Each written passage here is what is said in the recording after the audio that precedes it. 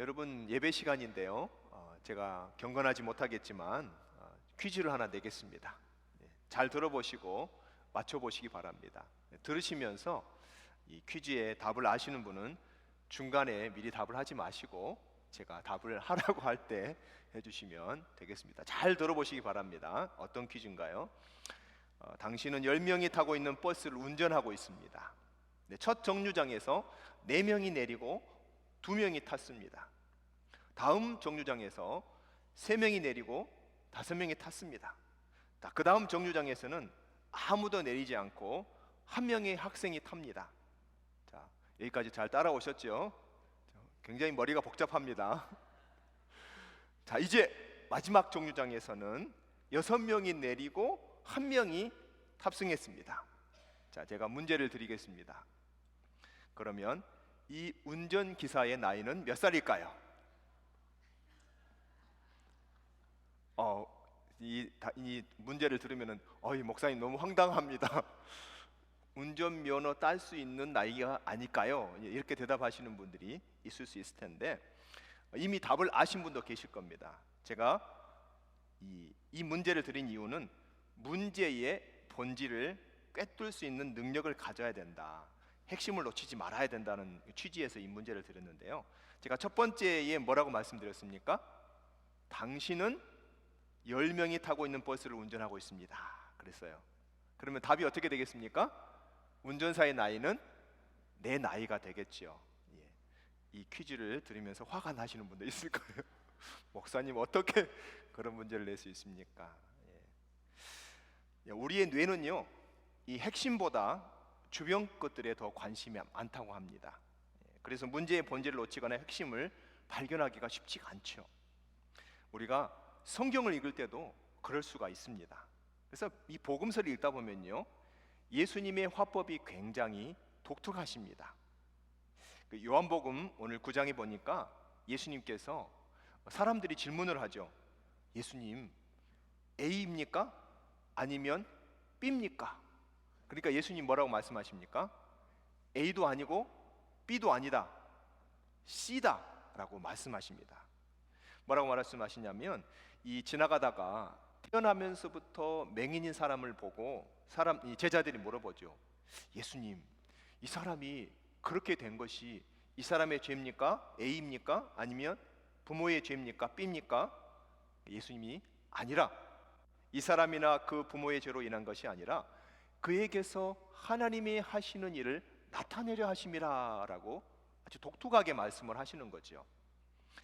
예수님은 사람들의 호기심이나 질문과 전혀 다른 대답을 하십니다. 메디 파인드와 록스 모어라는 사람이 이런 책을 썼습니다. The Revolutionary Communicator라는 그런 책에 예수님은 한마디로 말씀을 하실 때마다 아주 혁명적인 말을 하신다, 혁명적인 의사소통을 하신다라고 이야기합니다. 그래서 예수님은 이런 대화를 통해서 우리에게 새로운 관점을 알려주시고 새로운 말씀을 해주시죠. 마태복음 12장에 보면은요, 한 번은 예수님이 말씀 전하시는데 어떤 사람이 이야기합니다. 예수님, 예수님의 어머니와 동생들이 찾아왔습니다. 그러자 예수님이 뭐라고 말씀하십니까? 누가 내 어머니며 내 동생들이냐? 누구든지 하늘에 계신 내 아버지의 뜻대로 하는 자가 내 형제요 자매요 모친이니라 라고 대답하십니다. 우리는 흔히 가족을 혈육 관계로 이루어진 사람이라고 생각했습니다. 그런데 예수님은 진정한 가족이란 혈육이 아니라 하나님을 아버지로 둔 신앙의 공동체가 진정한 가족이다, 이렇게 기존의 개념을 혁명적으로 바꾸어 주셨습니다. 흔히 우리가 하는 말로 우리 교회에서도 이 동역 식구라고 말하죠. 여러분 동역에서도 그렇게 말씀하십니까? 제가 이 설교를 준비하면서 저는 동역을 식구라고 생각하거든요. 여러분은 식구라고 생각하십니까? 반응은 안 하시네요. 마음속으로 대답하셨어요. 권사님 감사합니다. 마음속으로 다 대답하고 계신 줄 믿습니다. 저는 동역이 식구라고 생각하는데요, 그렇다면 동역이 혈육 관계로 모인 겁니까? 아니죠. 여러분, 식구가 뭡니까? 한자어로 표현하면 먹을 식입구입니다. 한 집에서 한솥밥을 먹는 사람을 식구라고 이야기하죠. 이 식구란 말은 가족하고 비슷한 말이지 않습니까? 동역 식구가 한 집에서 같이 살진 않지만 동역 모임을 하면 종종 같이 모여서 식사하면서 식탁 공동체를 이루게 되는 거죠. 동역원이 기쁜 일이 생기면 또 같이 기뻐해주고, 동역원이 힘든 일이 생기면 같이 아파하면서 그 짐을 함께 지려고 노력하지 않습니까? 이렇게 우리는 동역이라는 이름으로 같은 목적을 가지고 모인 사람들이 함께 이 신앙 공동체를 이루고 있습니다. 가족에 대해서 이야기하자면 죄송하지만 입양 이야기를 하지 않을 수가 없습니다. 저희 부부는 입양을 했는데요, 입양을 하신 분들 중에는 입양 사실을 공개하지 않으시는 비밀 입양을 하신 분도 계시고요, 아예 처음부터 공개하신 분들도 계십니다. 저는 어느 입장이든지 다 존중합니다. 그런데 어찌됐든 입양하신 부모님들이 모이게 되면요, 이 유대 관계가 아주 특별하다는 것을 볼 수 있습니다. 왜 그럴까요? 입양을 한다는 것이 쉽지도 않을 뿐더러 입양 가정으로 특별한 환경에 살다 보면요, 예상하지 못하는 여러 가지 일들이 발생하기 때문에 그렇습니다. 그래서 입양 부모들이 만나면 정말 서로 많은 정보를 공유하고 위로하고 격려하고 시간 가는 줄 모르고 대화를 나누게 되는 것입니다.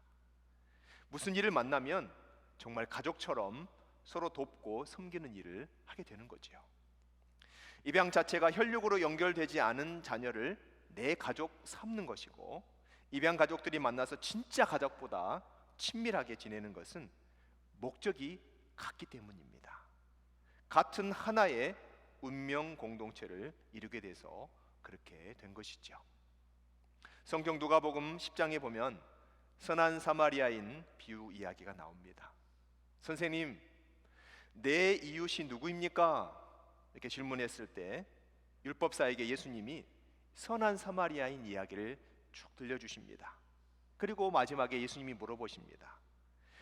당신이 생각하기엔 이 세 사람, 즉 제사장과 레위인과 사마리아인 중에서 누가 강도 만난 사람의 이웃이겠습니까? 라고 물어보시지요. 우리는 이웃이라고 생각하면 옆집 사는 사람이라고 생각하고요, 내가 잘 알고 친하게 지내는 사람을 이웃이라고 생각하지요. 그런데 예수님은 이 이웃의 개념을 완전히 바꿔버리시는 겁니다. 내 옆집에 살지 않더라도 내가 모르는 사람이라도 지금 어려움에 처해서 누군가의 도움이 필요하다면, 특별히 나의 도움이 필요하다면 그 사람이 바로 나의 이웃이라는 것입니다. 제가 어떤 단체를 보니까 그 단체를 홍보하는 것은 아니지만요, 이 단체가 이름이 뭐냐면 굿 네이버스라는 단체입니다. 자선 단체입니다. 요즘에 유튜브 광고에서 많이 나오더라고요. 그 단체가 무슨 일을 합니까? 우리가 전혀 몰랐던 아주 멀리 떨어진 그런 어렵게 사는 나라에 우리 도움이 정말 필요한 어린이나 어떤 사람을 소개해서 그들을 도울 수 있게 중간 역할을 하는 자선 단체입니다. 그래서 그 단체를 통해서 그 사람들을 돕는 우리가 그들에게 굿 네이버스, 즉 좋은 이웃이 될 수 있다라고 이야기를 하고 있습니다. 오늘 우리는 교회에서 장애인 주일로 지키고 있습니다. 장애를 가진 분들도 함께 모이면요, 혈육 관계는 아닐지언정 가족입니다. 그래서 장애인 가족이라고 부르죠. 장애를 가지신 분들이 함께 모여서 도우면서 사는 실제로 장애인 그룹 홈도 있다고 합니다. 피가 섞이지 않아도 하나의 가족이죠. 그 장애인이 우리 이웃이 될 수 있는 것입니다. 누군가의 도움이 필요하다면 마땅히 우리의 이웃이 되어야 됩니다. 혁명적인 사고를 가지시고 혁명적인 말씀을 하시는 예수님처럼 우리 또한 생각을 달리할 필요가 있습니다. 예수님처럼 근본적으로 우리의 생각을 바꿔봐야 하는 것이죠. 오늘 우리가 꼭 기억해야 될 이 장애에 대한 부분에서도 마찬가지입니다.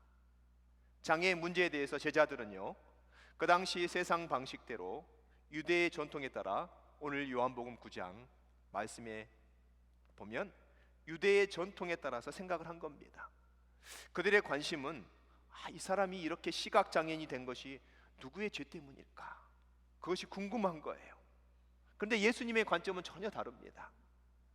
예수님의 관점은 호기심이 아니라 하나님의 뜻에 있었고요, 한 영혼에 대한 사랑에 있었습니다. 예수님은 이 장애를 통해서 하나님께서 어떤 일을 이루실 것인가, 미래에 대해서, 소망에 대해서, 비전에 대해서 관심 갖고 계신 것이지요.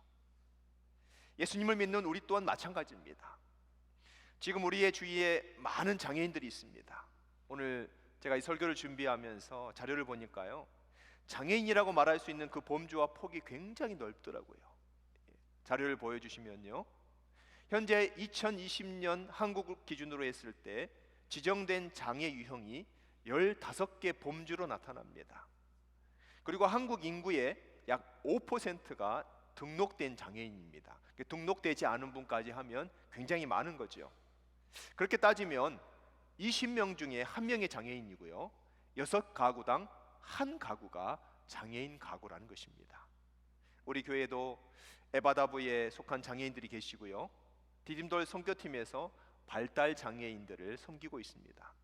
이렇게 많은 분들이 장애를 겪고 우리와 같이 바로 옆에 살고 있지만, 저를 포함한 많은 사람들이 아직도 장애인에 대해서 잘 알지도 못하고, 또 내가 어떤 태도로 장애인들과 함께 해야 하는지 익숙하지가 않습니다. 그래서 장애인에 대한 정의를 보면요, 신체적으로, 정신적으로 장애로 인해서 장기간에 걸쳐 일상생활 또는 사회생활에 상당한 제약을 받는 자라고 이렇게 이야기를 하고 있습니다. 그럼 여러분, 장애인의 반대말은 뭡니까? 언뜻 생각하면 정상인 이렇게 생각할 수도 있겠지만, 물론 여러분은 교양이 있으시기 때문에 장애인의 반대말은 뭡니까? 비장애인이라고 우리가 이야기하고 있죠. 제가 방금 보여드린 이 도표는 한국 분들의 이 장애인의 상황이고요, 그 다음 자료를 보시면 외국의 경우에는 이 범주가 더 포괄적이고 굉장히 다양하다는 것을 알 수 있습니다. 참 재미있는 것은 오른쪽 밑에 보면 스웨덴의 경우에는요, 의사소통이 어려운 외국 이민자와 타인 의존자도 이 장애 범주에 포함하고 있더라고요. 그래서 여러분, 이제 우리 미국에 살고 있는 저와 여러분을 생각해 보면 언어 의사소통이 잘 안 되면 우리도 장애인의 범주에 들어갈 수 있다는 것이지요. 이제 다시 성경 본문으로 돌아와서 말씀드립니다. 우리 주변에 이렇게 많이 계시는 장애인들을 보면서 예수님과 같은 우리가 생각을 해야겠다는 생각을 해보게 됩니다. 장애인들을 보면서 저 사람은 왜 저렇게 됐을까? 무슨 죄를 많이 지었길래 저렇게 됐을까가 아니라, 그분의 장애를 통해서 하나님은 또 어떤 일을 이루실까? 이것이 하나님을 믿고 섬기는 우리들이 가져야 할 복음적인 관점이라고 믿습니다. 사람들은 장애를 가진 사람을 보면서 비극이라고 생각합니다. 누군가가 사고나 질병이 생기고 누군가 장애 자녀를 낳게 되면 참 비극이다, 이런 생각을 합니다. 그러나 예수님은 그것을 비극으로 보지 않으셨습니다. 그것을 통해서 이루실 하나님의 일을 예수님이 바라보고 계신 것이지요. 한국의 한국 장애인 개발원에서요, 매년 장애 통계 연보를 내고 있습니다. 거기에 보면 장애의 여러 가지 통계 자료가 나오고요, 특별히 장애가 어떻게 발생하는가 그 원인에 대해서도 이야기를 하는데요, 다음 그림 자료를 보시면요, 이 장애가 발생하는 원인 중에서 가장 높은 퍼센테이지가 후천적인 원인으로 73% 이상 발생하게 되고요, 선천적인 원인이 13%, 그리고 원인 불명이 10%, 출생 시 원인이 2.6%로 나오고 있습니다. 이 통계 자료를 보면요, 죄송한 말씀이시지만 후천적인 원인이 73.3%나 되는 것을 보면은요, 저와 여러분을 통해서 누구든지 장애를 겪을 수 있다는 현실이라는 것입니다. 그래서 이 현실은 나 몰라라 하는 남의 일이 아니라는 것입니다.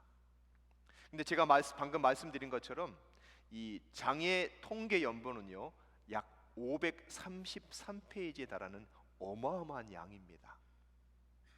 이 자료를 처음부터 끝까지 쭉 보면은요 깨닫게 되는 게 있는데, 그 자료에는 아주 빼곡하게 장애에 관련된 자료가 굉장히 많이 나옵니다. 심지어 암 환자가 몇 명이나 되는지도 쭉 나와 있습니다. 그렇지만 장애인이 앞으로 어떻게 해야 할 것인지 방향을 제시하는 것이 없다는 것입니다. 비장애인이 장애인과 어떻게 함께 살아야 하는지에 대한 비전도 없습니다. 연보 자체는 그냥 현상을 통계나 숫자 그리고 자료로 기록을 나타내는 것뿐이라는 것입니다. 앞으로 무엇을 어떻게 할지를 논하는 것이 아니죠. 특별히 이 장애를 통해서 교회와 사회에서 하나님께 영광을 돌리고 하나님이 일을 할 것인가에 대해서는 어느 누구도, 어떤 사람도 말하지를 않습니다. 그런데 이 일을 하는 것이 바로 복음입니다. 예수님이 장애를 통해서 하나님이 하시는 일을 나타내려고 하셨던 것처럼 이 일은 바로 신앙인이 하는 것입니다. 저와 여러분 같은 신앙인, 그리고 신학을 연구하는, 장애 신학을 연구하는 신학자들도 해야 될 일이고요, 그들 위해서 기도하고 돕고 섬기면서 그들과 함께 살아가는 저와 여러분, 바로 교회가 해야 될 일인 것입니다. 우리가 살고 있는 이 미국은 조금만 살펴봐도 장애인을 위한 복지가 잘 되어 있다는 것을 금방 발견할 수 있습니다. 그러나 특별히 미국 내에서, 한인 사회에서 장애인을 향한 시선이 긍정적이지 않다는 것을 우리가 볼 수 있고요, 또 도움의 손길이 적극적이지 않는 경향이 있는 것을 우리가 종종 발견할 수 있습니다.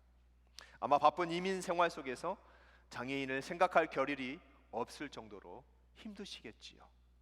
그렇지만 여러분 한번 생각해 보시기 바랍니다. 이민자로 살면서 장애까지 겪게 되면 그 당사자는 얼마나 힘들고 어렵겠습니까? 그렇다면 우리가 그 장애를 가지신 분들을 향해서 오늘 주시는 말씀에 예수님의 관점을 가지고 어떻게 우리가 사랑을 실천해야 될 것인가 고민해 봐야 될 것입니다. 저는 장애인 복지학을 전공한 이 서한나 씨의 논문을 보면서 그분이 제시하는 이 크로스 모델을 여러분에게 제안하고 싶습니다. 이 크로스 모델은요, 첫 번째 스펠링이 C인데요, 의사소통입니다. 여러분, 예수님은 하나님이셨습니다. 그런데 하나님이셨던 예수님이 이 땅에 당신이 창조하신 인간의 몸을 입고 사람이 되어서 오셨습니다. 어떤 분은요, 예수님의 성육신도 예수님께서 스스로 자신을 제한시켜서 장애를 가지신 분으로 이 땅에 오셨다라고 해석하기도 합니다. 예수님은 인류와 소통하기 위해서 유대인 남자로 오셔서 신분 고하를 막론하고 가난한 자이든 부한 자이든 어느 사람이든 만나서 먹고 마시면서 의사소통을 하셨습니다. 이처럼 우리도 장애인과 교제하고 교류하면서 서로 공감하면서 의사소통하는 데 힘써야 되겠습니다. 우리 교회에는요, 에바다부가 있어서 이 농아인들이 계신데요, 이 강철희 목사님께서 수화를 많은 분들에게 가르쳐 주셨습니다. 그래서 저도 이렇게 몇 가지 사랑합니다, 이렇게 인사도 하고 여러 가지 인사를 좀 배웠습니다. 그래서 이 농아인들을 보면은 짧은 수화로 인사를 하려고 사랑합니다, 이게 또 축복합니다, 이게 축복합니다더라고요. 축복합니다 하고 축복의 언어를 하면서 그분들하고 의사소통을 하려고 노력을 좀 해봤습니다. 근데 그 수화를 하면서 의사소통을 할 때마다 이분들의 삶이 어떨까라는 그런 생각을 하게 되면 굉장히 숙연해지는 그런 느낌을 받습니다. 그래서 의사소통하는 것 여러분 굉장히 중요합니다. 내 주변에 장애인이 있다면 그와 내가 어떻게 의사소통해야 될까 우리가 고민해 봐야겠습니다. 두 번째 스펠링은 R, 회복이죠. Restoration. 이 땅의 사람들과 소통하신 예수님은 그들이 하나님 나라 백성의 공동체로 회복되기를 원하셨습니다. 용서를 통한 인간관계를 회복시켜 주셨고요, 재물과 의식주의 마음을 쏟지 않고 하나님의 나라와 그의 의를 구하는 일에 마음을 두는 하나님의 진정한 자녀로 회복하라고 우리에게 말씀하십니다. 예수님은 인간이 창조된 원형으로 회복시키시고자 수많은 병과 연약함과 장애를 고쳐주시면서 회복시켜 주셨습니다. 그처럼 우리도 장애인의 권리 회복과 전인적인 재활을 포함하는 온전한 회복이 이루어질 수 있도록 적극적으로 우리가 도와야 되는 것이지요. 세 번째 스펠링은 오인데요, offer, 제공하는 것입니다. 예수님은 자신을 제물과 같이 주심을 통해서 전인적 인간 구원의 복지를 이루어 나가셨습니다. 그리고 우리에게도 그 일을 황금률로 명령하셨죠. 뭐라고 말씀하십니까?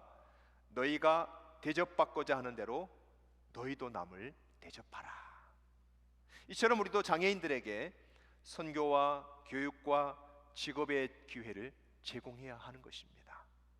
즉 선교 대상으로 복음 전도의 기회를 놓치지 말아야 되고요, 장애인들에게, 믿지 않는 장애인들에게 꼭 복음을 전하셔야 됩니다. 그리고 전도되어진 장애인들을 위해서 교회에서 우리 장애인들을 위한 프로그램들을 개발하고 적극적인 영적 재활을 이룰 수 있도록 도와주어야 하는 것이지요. 그리고 교육을 통해서 잠재적인 자기 능력 개발의 기회를 우리가 제공하는 것입니다. 네 번째 스펠링 S는 서비스입니다. 섬김과 돌봄이지요. 예수님이 이 땅에 계시는 동안 섬김과 돌봄의 본을 우리에게 보여주셨습니다. 제자들에게 발을 씻는 모범도 보여주셨습니다. 그처럼 우리도 봉사와 돌봄을 통해서 장애인들이 생명의 안전과 인간다운 삶을 보장받도록 도와줘야 하는 것이지요. 그들의 주거 문제를 해결하고 의료와 간병 서비스, 도우미를 통한 가사 지원 서비스, 결혼 상담 서비스, 장애아 보육시설 확충과 그 서비스를 강화하고 취업자 지원 서비스를 확대하고 법률 지원도 하는 그런 도움을 우리가 제공할 수 있는 것입니다. 마지막으로 스펠링 S는 쉐어링, 함께 나누는 것입니다. 예수님은 오병이어 기적을 통해서 나눔의 삶을 어떻게 실천할 것인가 우리에게 그 본을 보여주셨습니다. 이처럼 장애인과 비장애인이 함께 장애인들의 문제를 공유하고 역할 분담, 즉 쉐어링을 하는 것입니다. 장애인들도 많은 사람들과 교류하면서 사회의 일원으로서 참여하고 기여함으로써 자아실현의 기쁨을 느낄 수 있게 해줘야 하는 것이지요. 하나의 예로요, 제가 미국에 와서 참 놀란 게 뭐냐면, 어떤 그로서리 가게를 가니까 우리가 물건을 사고 물건 계산하고 나서 이 비닐백에 넣을 때 그 비닐백에 넣는 일을 하는 사람 중에 굉장히 많은 수의 이 발달 장애아들이, 중학생이나 고등학생 되는 그 학생들이 서서 물건을 담는 것을 제가 보았습니다.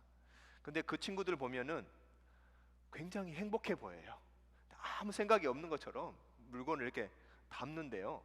근데 본인은 즐거워하는데 이 성미 급한 한국 사람이 보면은 미국에 와가지고 물건을 담는데 시간이 너무 오래 걸리잖아요. 그리고 이게 담는 게 엉망이에요. 그런데 참 놀라운 것은 그 옆에서 보고 있는 미국인들은요, 이 발달 장애 청소년을 옆에서 잘한다 칭찬해주고요, 기다려주고요, 그리고 차까지 이거를 가서 정리하는 거 도와줄 수 있냐고 같이 데려가고요, 굉장히 격려하는 모습을 보면서 이 사람들의 이 문화 수준이 굉장히 높구나라는 것을 제가 느낄 수가 있었습니다. 그래서 많이 배우면서 저도 이제 그로서리 가게에서 그 친구들을 보면 인사도 하고 굉장히 많이 참을 수 있게 됐습니다. 그들에게 우리가 기회를 주고 쉐어하고 분담, 그들도 이 사회에 동참할 수 있도록 그렇게 기회를 주는 것이 우리의 몫이 아닌가라는 것을 생각하게 됩니다. 사랑하는 여러분, 우리가 이 땅에 살면서 예수님의 말씀을 실천하면서 장애인과 비장애인이 함께 잘 살고 공존하는 것은 우리가 아무리 힘을 써도 어느 정도 한계가 있을 것입니다. 완전한 회복은 또 그렇게 쉽지 않아 보입니다. 그러나 하나님께서 불완전한 우리 모두를 완전하게 회복시켜 주실 그 하나님 나라를 소망하면서 우리는 계속 꿈꾸는 것이지요. 그러면서 노력하는 것입니다. 오늘 마지막 이 말씀을 우리 함께 읽고 기도하는 시간을 가졌으면 좋겠습니다. 이사야 35장 4절에서 6절까지인데요. 우리 한 목소리로 같이 읽겠습니다. 겁내는 자들에게 이르기를 굳세어라, 두려워하지 말라. 보라, 너희 하나님이 오사 보복하시며 갚아주실 것이라. 하나님이 오사 너희를 구하시리라 하라. 그때에 맹인의 눈이 밝을 것이며 못 듣는 사람의 귀가 열릴 것이며 그때에 저는 자는 사슴같이 뛸 것이며 말 못하는 자의 혀는 노래하리니 이는 광야에서 물이 솟겠고 사막에서 시내가 흐를 것임이라. 아멘. 할렐루야. 그렇습니다, 여러분. 우리는 이 완전한 하나님의 회복과 완성을 꿈꾸면서 이 땅에서 기도하고 예수님의 말씀을 실천하기를 최선을 다합니다. 오늘 이 말씀을 기억하면서 우리 다 함께 기도하기 원합니다. 부족하고 연약한 우리이지만 이 땅에서 장애인이든 비장애인이든 우리 크로스의 삶을 실천하면서 소통하고 회복하고 제공하고 섬김과 돌봄을 함께 나누는 그런 삶을 실천하며 살아갈 수 있는 하나님의 힘과 지혜와 용기를 주십시오. 우리 결단하면서 우리 주여 한번 외치고 함께 기도하겠습니다.